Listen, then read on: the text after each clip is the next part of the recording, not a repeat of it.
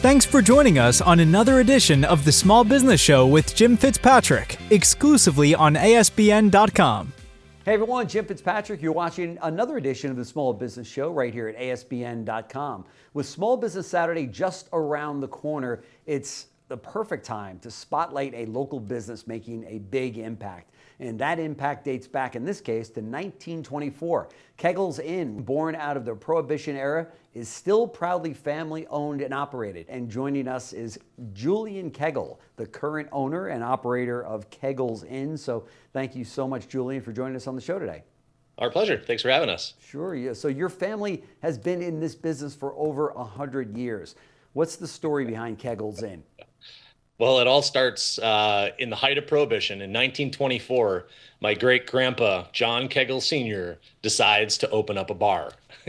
And in Milwaukee, that was pretty typical, right? We had 600 bars, and then all of a sudden, one day, Prohibition hits, and then we have 600 speakeasies.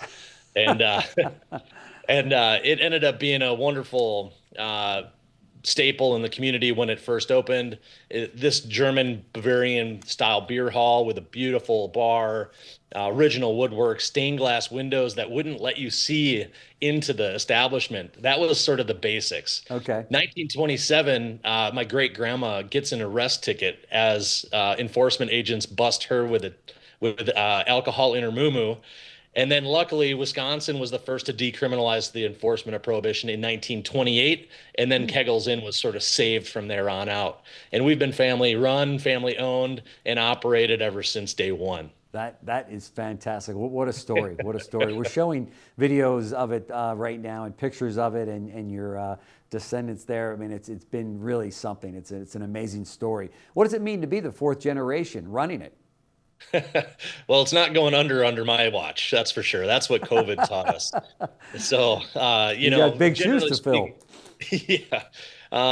What I've come to understand in the truest sense is that small business, really the heart of the whole business and the culture stems from the energy of the owners. Mm-hmm. And that's what makes this so difficult, is that oftentimes in short labor markets, you have to do all of the things yourself.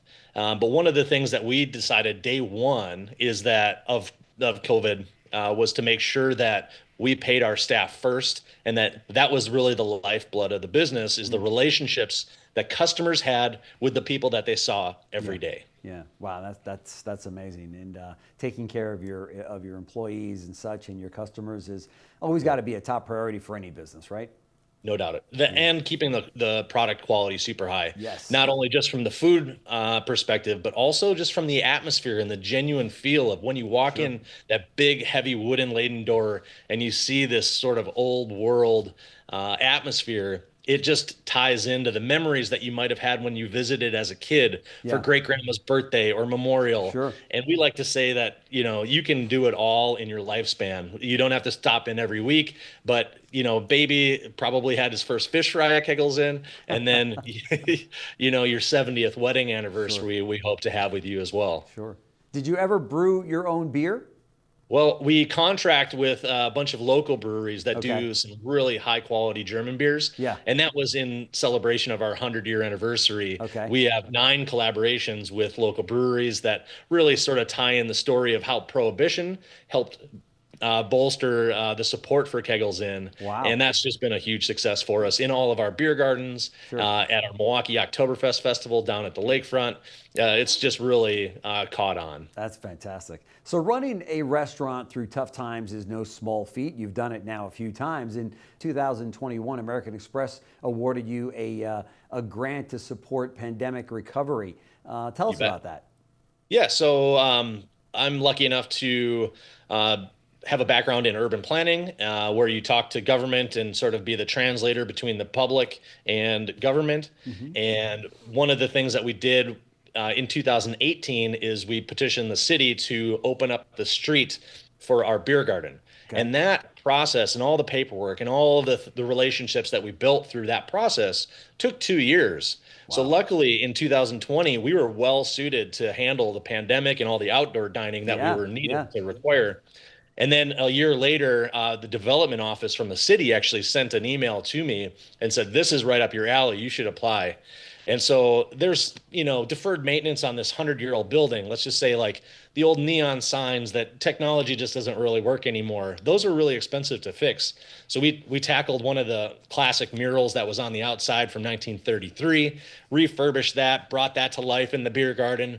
We did a bunch of tuck pointing on some of the cement work on the land and stone. Wow. And then upgraded our whole technology system to better handle all of the, the front forward tech side of the business, new computer marketing, printers. I mean, the whole 9 yards, to do everything in-house, because we had to be super flexible, pivot on a daily basis, new menus, new ideas, new programs. And that was really sort of critical to how we were able to stay afloat. Yeah, well, boy, I bet.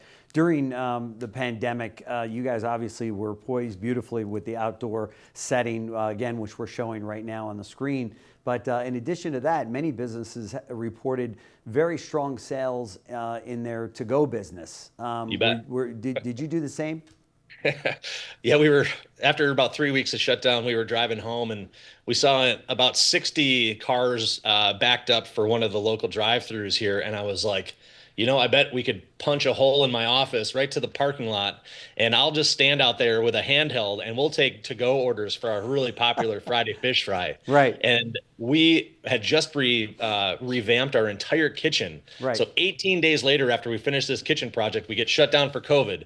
But luckily, the silver lining was that boosted our to-go sales in a big way through that drive-through. We were actually able to handle the entire volume of cars stretched all the way down, a mile from our restaurant, waiting for Friday night in order to support this small business. That is fantastic. And if things like the pandemic hadn't happened, and many businesses have said this in the past, that if they weren't dealing with some sort of a crisis, they wouldn't have had these other opportunities in their companies and seen and have found other revenue streams, right? They might have gone just completely without it. So it's really making the best out of a crisis, right? And realizing that that's a whole nother business inside of a business.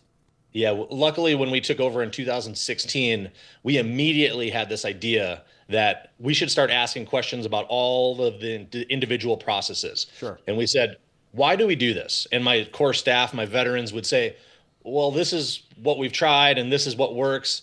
And then when we got to the one button that was like, we just do that because we've always done it. Exactly. Well, those became the top of the list of what to change in the pivot. Sure. Right. So we were able to sort of analyze those. Did they make sense? Were they good for the business? Yeah. And more importantly, did they keep the business alive? Right. Because we do sometimes a lot of things in business that are good for me personally, but not so much for the customer. Yeah. So we had to go back to scratch on every idea, every customer focused product, giving everybody a level of risk that they were comfortable with and a product attached to each one of those. Sure.